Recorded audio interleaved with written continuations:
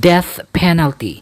Yan ang hatol na gustong ibigay ni Pangulong Rodrigo Duterte sa pulis na si Janelle Nuesca dahil sa karumal-dumal na ginawa nito sa mag-inang Gregorio.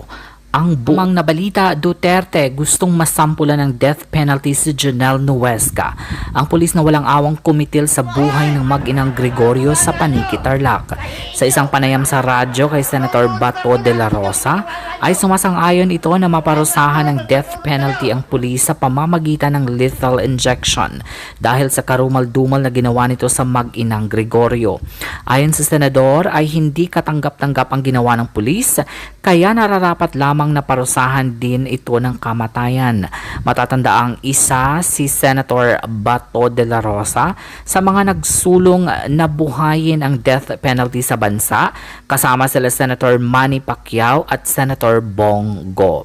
Para sa karagdagang impormasyon tungkol sa issue na to, manatiling nakatutok sa ating YouTube channel.